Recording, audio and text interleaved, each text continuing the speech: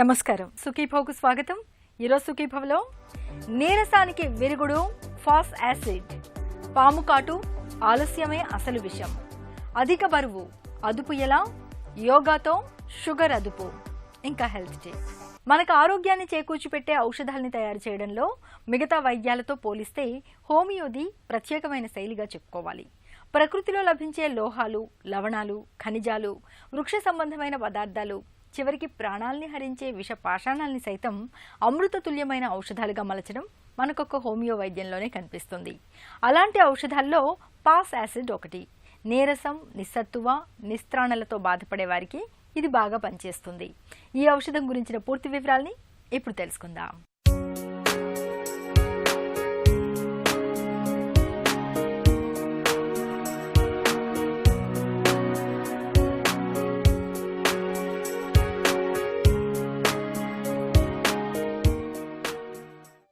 విషతుల్య పదార్థాల్ని సైతం అమృతతుల్యమైన ఔషధాలుగా మార్చి వైద్యంలో ఉపయోగించటం. యాసిడ్ ఔషధం గురించిన పూర్తి వివరాలను ప్రముఖ హోమియో వైద్యులు డాక్టర్ పావులూరి కృష్ణ చౌదరి మాటల్లో ఇప్పుడు విందాం. వ్యక్తి వ్యాధి ఔషధం అని చెప్పుకున్నప్పుడు వ్యాధి ఔషధం కంటే కూడా వ్యక్తికే ప్రాధాన్యత ఎక్కువ ఉన్నది అని అర్థం చేసుకోవాలి. పరిస్థితులు మన ఆరోగ్యాన్ని ప్రభావితం చేస్తాయన్న విషయం గుర్తుపెట్టుకోవాలి. వ్యక్తి అనేటువంటి విషయాన్ని గుర్తుపెట్టుకున్నట్టయితే ఈ రోజున మనం యాసిడ్ ఫాస్ అనే ఔషధాన్ని తీసుకున్నాం. ఈ యాసిడ్ ఫాస్ ఇది మినరల్ అంటే లోహ సంబంధమైనటువంటి ఔషధం. యాసిడ్ ఫాస్ జనరల్గా యాసిడ్ ఫాస్ దిగులకి చాలా ముఖ్యమైనటువంటి ఔషధం. వ్యక్తులు తీసుకోండి, అంటే 20 సంవత్సరాలు 15 అంటే యువకులు, ఆ యవనంలో ఉన్న వాళ్ళని తీసుకుంటే వాళ్ళకు మామూలుగా డ్రీమ్స్ వచ్చి స్ఖలనం అవుతుంటుంది. వీర్యస్ఖలనాలు ఎక్కువైపోయి నీరసపడిపోతే అతనికి వాడుకోవాల్సినటువంటి ఔషధం యాసిడ్ ఫాస్. తర్వాత ఇంకా పెద్ద వయసు అనుకోండి, పెద్ద వయసు అయిపోయి వైఫ్ హస్బెండో చనిపోయారనుకోండి, భర్త భార్య చనిపోతే వాళ్ళు ఒక డిప్రెషన్లోకి వెళ్ళిపోతారు. అలా డిప్రెషన్లో వెళ్ళిపోయేటప్పుడు మనం గుర్తుపెట్టుకోవాల్సిన ఔషధం యాసిడ్ ఫాస్. వ్యక్తిని గుర్తుపెట్టుకోవాలి అనేది అందుకు. ఫాస్ యాసిడ్ వ్యక్తుల్ని ఉదాసీనులుగా చెప్పుకోవచ్చు. తటస్థంగా ప్రవర్తిస్తూ ఉంటారు. ఇతరులతో మాట్లాడటానికి ఇష్టపడరు. అంతేకాదు, వారినెవ్వరూ పలకరించటానికి ఇష్టపడరు. శారీరకంగా, మానసికంగా నిస్త్రాణగా ఉంటారు. ఏమీ చదవ బుద్ధి కాదు. మతిమరుపు ఎక్కువ. దగ్గరి వాళ్ల పేర్లు కూడా మర్చిపోతూ ఉంటారు. తేలికగా అలసిపోతారు. ఆకలి తక్కువగా ఉంటుంది. ఆహారం తిన్న తర్వాత అజీర్తితో బాధపడుతుంటారు. పొట్టలో ఎప్పుడూ గడబిడిగా ఉంటుంది. మాటిమాటికి విరేచనాలు అవుతూ ఉంటాయి. అయితే విరేచనాలు అవుతున్నా వీరిలో నీరసం కనపడదు. ఇదొక ప్రత్యేక లక్షణం. చాలా కాలంగా దుఃఖంతో బాధపడుతూ ఉంటారు. దుఃఖానికి గురవటం మూలంగా జుట్టు రాలిపోతూ ఉంటుంది. తల వెంట్రుకలు కూడా నెరిసిపోతూ ఉంటాయి.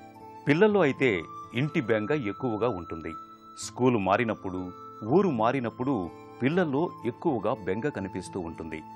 ముఖమంతా కందగడ్డలాగా మారిపోతుంటుంది. సాయంత్రానికల్లా జ్వరం వచ్చేస్తూ ఉంటుంది.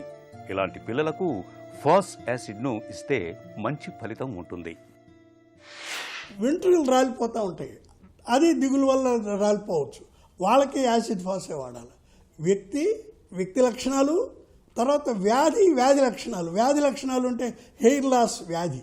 తర్వాత ఒక యువకుడు ఉన్నాడు అనుకోండి, యువకుడు ఉంటే ఇంపార్టెన్స్కి గురి కావచ్చు. నపుంసకత్వానికి గురైతే ఆ వ్యక్తి యొక్క పరిస్థితులు కానీ మనం గుర్తించినట్టయితే, మానసికంగా అతను బాధల్లో ఉన్నాడని తెలిస్తే ఆ మానసిక బాధలను గుర్తుపెట్టుకుని ఇది దిగులు, విచారానికి దారితీసే బాధలైతే, దాంతోపాటు శారీరక బాధలు ఫలాన్ని ఉన్నాయంటే రెండు కలుపుకొని మనం యాసిడ్ ఫాస్ ఇంప్రూవ్ చేసుకోవచ్చు. ఇంకోటి ఉంటుంది, విరోచనాలకి యాసిడ్ ఫాస్ మంచి ముందే.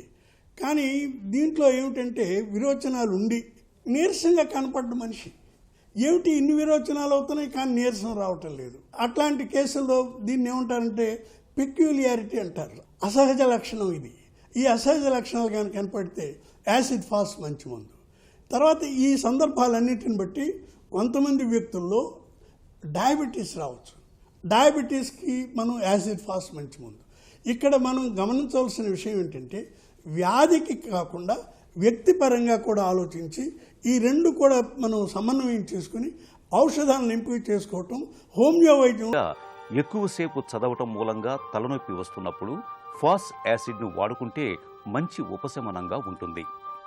పిల్లల్లో ఎదుగుదల వేగంగా ఉండటం, దాని మూలంగా ఒళ్ళు నొప్పులు, కీళ్ల నొప్పులు బాధిస్తున్నప్పుడు ఫాస్ యాసిడ్ మంచి ప్రయోజనకారి. ఆహారంలో మార్పుల మూలంగా విరేచనాలు అవుతున్నప్పుడు తప్పనిసరిగా ఫాస్ యాసిడ్ను వాడుకోవాలి. ఫాస్ యాసిడ్ ఔషధం 200 cc మాత్రల్ని వారానికి ఒకసారి చొప్పున గుణం కనిపించే వరకు వాడుకోవాలి. ప్రమాదవశాత్తు పాము కాటుకు గురైనప్పుడు చాలామంది తీవ్రమైన భయాందోళనలతో షాక్కు గురవుతూ ఉంటారు. వెంటనే ఏం చేయాలో తోచదు. కంగారు పడుతూ కాలహరణం చేస్తూ ఉంటారు. దీంతో శరీరం అంతా విషం పాకిపోయి చివరికి ప్రాణాపాయ పరిస్థితి ఎదురవుతూ ఉంటుంది. పాము కాటు వేయగానే కాస్తంత వివేచనతో సరైన ప్రథమ చికిత్స చర్యలు చేపడితే ప్రాణాపాయ పరిస్థితిని చాలా వరకు నివారించుకోవచ్చు. పాము కాటుకు గురైనప్పుడు వెంటనే ఏం చేయాలో, ప్రథమ చికిత్సగా ఎలాంటి చర్యలు తీసుకోవాలో ఇప్పుడు తెలుసుకుందాం.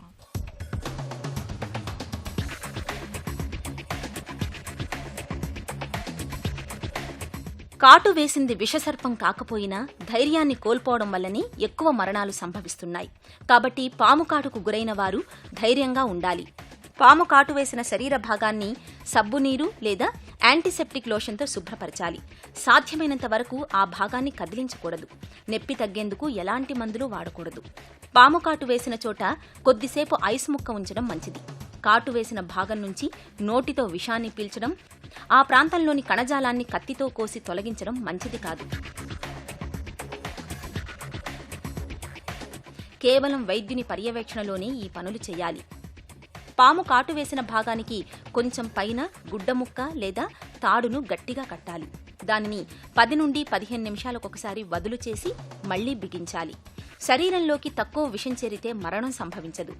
పాము అంతకుముందే వేరొక మనిషిని లేదా జంతువును కాటువేసి ఉంటే రెండోసారి కాటు వేసినప్పుడు తక్కువ విషం విడుదలవుతుంది. పాము కాటుకు గురైన వారిని త్వరగా వైద్యుని వద్దకు తీసుకెళ్లాలి.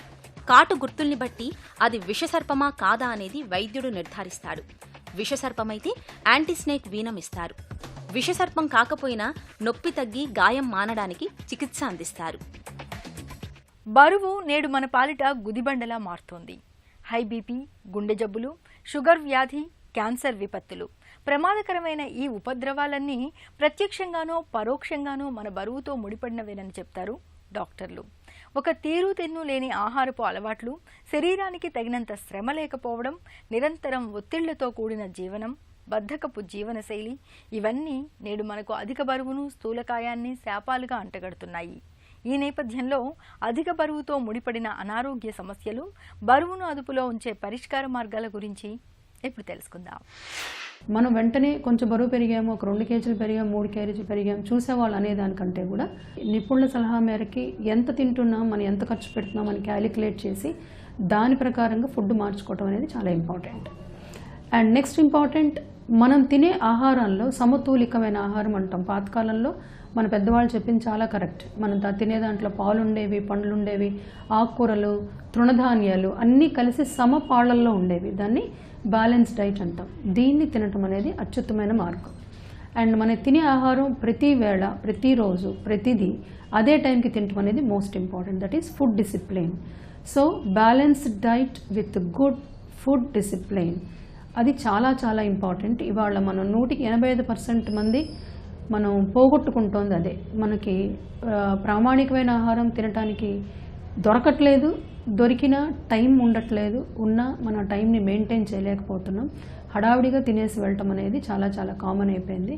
అండ్ కొన్ని అలవాట్లు లైక్ టీవీ చూస్తూ భోజనాలు చేయటం, సెల్ ఫోన్ చూస్తూ, వీడియో గేమ్స్ చూస్తూ, పిల్లలు తినటం లేదని మారం చేస్తున్నారని అవి ఎక్కువ అలవాటు చేయటం అనేది కూడా చాలా చాలా చాలా తీవ్రమైన సమస్య. మన నెక్స్ట్ జనరేషన్ కాపాడుకోవటం అనేది చాలా ఇంపార్టెంట్. తీసుకున్న ఆహారాన్ని ఖర్చు పెట్టడం అంటే ఎక్స్పెండిచర్, మనది ఇంటేక్, ఎంత తింటున్నాము, ఎలా ఎక్స్పెండిచర్ చేస్తున్నాం.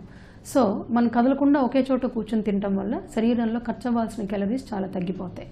సో తినే ఆహారం తెలియకుండానే మనం ఎక్కువ తీసుకుంటాం, తిన్నది చాలా తక్కువ ఖర్చు అవుద్ది, బాడీ ఉపయోగించుకుంటుంది, నిల్వలు ఎక్కువ పేరుకుపోతాయి, మనం బ్యాంకులో డబ్బులు దాచుకున్నట్లే. సో ఈ క్యాలరీస్ అన్నీ మనం దాచేసుకుంటున్నాం. దాచేసుకోవటం వల్ల దానివల్ల ఉపయోగం లేదు. డబ్బుల వల్ల ఉపయోగం ఉన్నా ఈ క్యాలరీస్ వల్ల ఉపయోగం లేదు. మన ఆరోగ్య సమస్యలు ఎక్కువ తెచ్చుకుంటున్నాం. సో పరిమితమైన వ్యాయామం ప్రతి మనిషి వాళ్ళ పరిధిలో రోజుకి కనీసం 30 నుంచి 40 నిమిషాల వ్యాయామం, అది నడక అవ్వచ్చు, ఈత అవ్వచ్చు, సైక్లింగ్ అవ్వచ్చు, యోగా, ధ్యానం, ఏదన్నా ప్రక్రియ ప్రతిరోజు 30 నుంచి 40 నిమిషాల పాటు కనీసం వారానికి 5 రోజులన్నా చేయటం వల్ల మనం తీసుకున్న ఆహారం ఒక్కొక్కసారి బ్యాలెన్స్ తప్పినా దాని ఎక్స్పెండిచర్ ఖర్చు పెట్టుకోవడానికి ఎక్కువ అవకాశం ఉంటుంది. చాలా సమస్యల నుంచి బయటపడడానికి అవకాశం ఉంటుంది. So that is more important. Exercise and food discipline is very important. మనం తినే ఫుడ్ ఎలాంటిది, ఏ డైట్ ప్లాన్, ఎవరు చెప్పారు, ఏ సైన్స్ చెప్పింది, వీటన్నిటికంటే కూడా ఒక క్రమశిక్షణ డైట్లోను ఎక్సర్సైజ్లోను అనేది చాలా ఇంపార్టెంట్. షుగర్ జబ్బు ఇవాళ సామాజిక రుగ్మతగా మారిపోయింది. ఈ జీవితకాలపు జబ్బును అదుపులో ఉంచుకోవడమే కానీ ఇప్పటిదాకా శాశ్వత చికిత్స అంటూ ఏదీ లేదు. మధుమేహం అదుపు తప్పితే కళ్ళ నుంచి కాళ్ల దాకా మన శరీరంలోని ప్రతి అవయవాన్ని దెబ్బతీస్తుంది. అయితే క్రమం తప్పకుండా మందులు వాడుతూ రోజువారీ ఆహారం అలవాట్లు, జీవనశైలిలో ప్రత్యేకమైన జాగ్రత్తలు తీసుకుంటూ నిత్యం యోగాసనాల్ని సాధన చేస్తూ ఉంటే షుగర్ జబ్బును చక్కగా అదుపులో ఉంచుకోవచ్చు. మధుమేహాన్ని అదుపులో ఉంచే యోగాసనాలు, వాటి సాధనలో మెలకువల గురించి ఇప్పుడు తెలుసుకుందాం.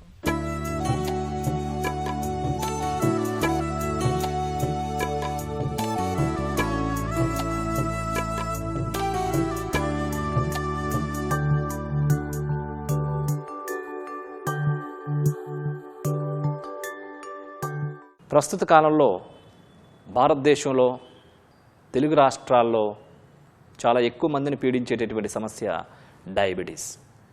చాలా తక్కువ వయసులో క్రానిక్ డయాబెటీస్తో బాధపడుతూ ఉంటారు. దీనిలో ప్రధానంగా ఒబేసిటీ సమస్య, సరైనటువంటి ఆహార నియమాలు పాటించకపోవడం, సరైనటువంటి వ్యాయామ నియమాలు పాటించకపోవడం అండ్ వంశపారంపర్యంగా ఇదొక ముద్ర వేసినటువంటి డిసీజ్గా ఏర్పడుతూ ఉన్నది. ఇది ప్యాంక్రియాస్ అనేటటువంటి గ్రంథి సరిగా పనిచేయకపోవడం వల్ల ఈ రకమైనటువంటి డయాబెటీస్ సమస్య అనేది ఏర్పడుతూ ఉంటుంది. ఈ డయాబెటీస్ అనేటటువంటిది ఒకసారి వచ్చిన తర్వాత దాన్ని సరిగా అదుపులో ఉంచుకోకపోతే అది శరీరంలో వివిధమైనటువంటి ఏ అంగం పైన అయినా సరే దెబ్బతీసేటటువంటి ప్రభావం ఏర్పడుతూ ఉన్నది. అప్పుడు ఎక్కువగా శ్రద్ధ పెడుతూ ఉంటారు. Prevention is always better than cure అంటారు. అంటే ముందస్తు జాగ్రత్తగా మన శరీరంలో అన్ని అవయవాల్ని, మన శరీరంలో అన్ని గ్రంథుల్ని పనిచేయించడం కోసం వివిధమైనటువంటి యోగాసనాలు ప్రముఖ పాత్ర పోషిస్తున్నాయని చెప్పేసి మన ఋషులు తెలియజేశారు. అందులో భాగంగా కొన్ని ఆసనాలు ప్యాంక్రియాస్ గ్లాండ్ని పనిచేయించడంలో అద్భుతమైనటువంటి పవర్ఫుల్ అయినటువంటి కొన్ని ఆసనాలు ఉన్నాయి. అందులో భాగంగా సుప్త మత్యేంద్రాసనం. ఇది డయాబెటీస్కి ఒక రామబాణం లాగా ఉపయోగపడుతూ ఉంటుంది. 21 రోజుల నుంచి 41 రోజులు ఈ ఆసనాన్ని మీరు ప్రాక్టీస్ చేసి మీరు టెస్ట్ చేసుకున్నట్లయితే కనుక యొక్క షుగర్ లెవెల్స్లో కానీ ప్యాంక్రియాస్ పనితీరులో కానీ అద్భుతమైనటువంటి మార్పుల్ని మనం గమనించవచ్చు. సుప్త మత్యేంద్రాసనం మరియు అపాన ముద్ర అనేటటువంటి ప్రముఖమైనటువంటి పాత్ర పోషిస్తున్నాయి. వాటిని మనం ఏ విధంగా చేయాలో చేసి చూద్దాం. సుప్త మత్యేంద్రాసనం. ఈ ఆసనాన్ని వెళ్ళకలా పడుకునే స్థితి నుంచి సుపైన్ పోస్చర్ మీదుగా చేస్తాం. ముందుగా దండాసన భంగిమకి రావాలి.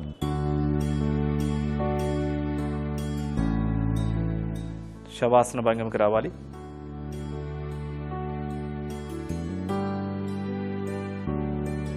కాళ్ళు రెండు స్ట్రైట్గా ఉంచుకోవాలి. పాదాలు ఒకదాని జతలో ఒకటి ఉంటాయి. ముందుగా కుడికాలను ఫోల్డ్ చేయాలి. కుడికాల్ని ఎడమ కాలుకి ఎడమ వైపున ఉంచాలి. ఎడమ చేత్తో కుడికాలు యొక్క మోకాల దగ్గర పట్టుకోవాలి. ఇప్పుడు ఎడమ కాలును ఫోల్డ్ చేసి కుడి చేత్తో ఎడమ కాలు యొక్క పాదాన్ని పట్టుకోవాలి. శ్వాస తీసుకోవాలి. శ్వాసను విడిచిపెడుతూ ఇప్పుడు పూర్తిగా కుడికాలు యొక్క మోకాల్ని నేల కానించే విధంగా రైట్ సైడ్ పూర్తిగా టర్న్ చేసి నేల కానించాలి. హెడ్ని ఆపోజిట్ డైరెక్షన్లో రైట్ సైడ్ టర్న్ చేసి ఆసన స్థితిలో స్థిరంగా ఉండాలి.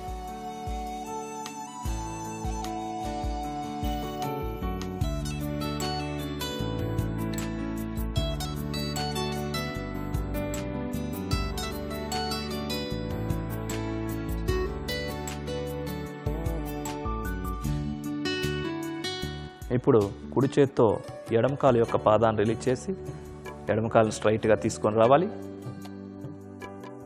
ఇప్పుడు ఎడమ చేత్తో కుడి మోకాలని రిలీజ్ చేసి కుడి మోకాలని స్ట్రైట్గా తీసుకొని వచ్చి పాదాన్ని రైట్ సైడ్ తీసుకొని ఉంచాలి.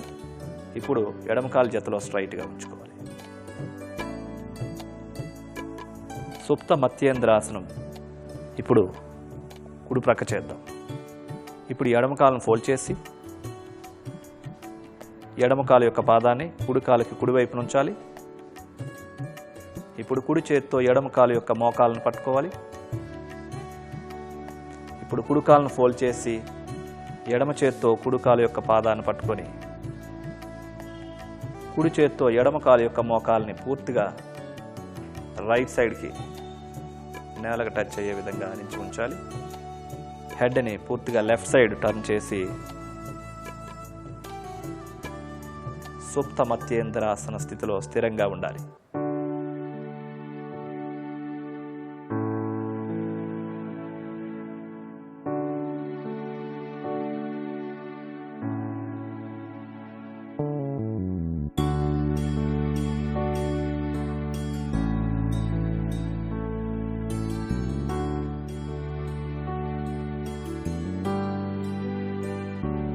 ఇప్పుడు ఎడం చేత్తో కుడికాలు యొక్క పాదాన్ని రిలీజ్ చేసి కుడికాలను స్ట్రైట్గా తీసుకొని రావాలి. ఇప్పుడు కుడి చేత్తో ఎడమకాలు యొక్క మోకాలను రిలీజ్ చేసి మోకాలని స్ట్రైట్గా తీసుకొని రావాలి. తర్వాత ఎడమకాలు యొక్క పాదాన్ని లెఫ్ట్ సైడ్ తీసుకొని వచ్చి కుడికాలు జతలో స్ట్రైట్గా ఉంచి ప్రశాంతాసనం భంగిమలో విశ్రాంతి తీసుకోవాలి.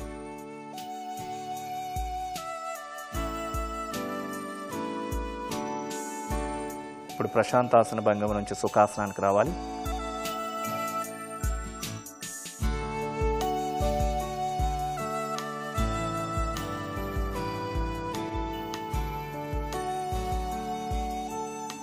అపాన ముద్ర, ఇది సుఖాసనం మీద కానీ పద్మాసనం మీదుగా కానీ వీలు లేకుండా కుర్చీ మీద కానీ కూర్చొని చేయవచ్చు. అరచేతులు ఆకాశం వైపు చూస్తున్న విధంగా మోకాళ్ళ పైన ఉంచి మధ్య వ్రేలు ఉంగరపు వేలు బొటన వ్రేలు యొక్క చివరి భాగానికి తాకించి ఉంచాలి. చిటికిన వేలు చూపుడు వేలు స్ట్రైట్గా ఉంటాయి. ఈ స్థితిలో వెన్ను నిటారుగా ఉండాలి. షోల్డర్స్ రిలాక్స్గా ఉంటాయి. కళ్ళు మూసుకోవాలి. ఈ స్థితిలో ప్రాణిక్ బ్రీతింగ్ పూరక కుంభక రేచక శూన్యక నియమాలు పాటిస్తూ నిష్పత్తిని పాటిస్తూ నిదానంగా శ్వాసను తీసుకుంటూ నిదానంగా శ్వాసను విడిచిపెడుతూ గమనమంతా శ్వాస పైన ఉంచి ప్రాణాయామం చేయాలి.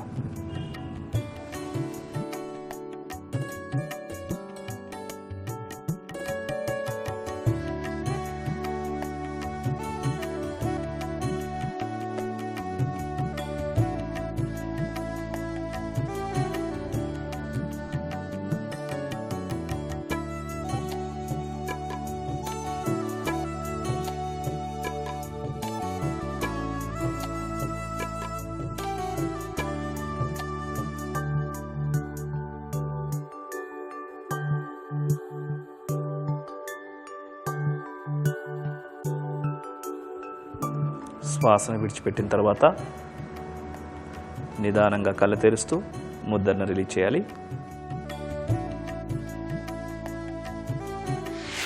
చూసారు కదండి, ఈ ఎటువంటి క్రానిక్ డయాబెటీస్ అయినా సరే అదుపులో తీసుకురావడంలో ఈ సుప్త మత్యేంద్రాసనం అద్భుతమైన పాత్ర పోషిస్తున్నది.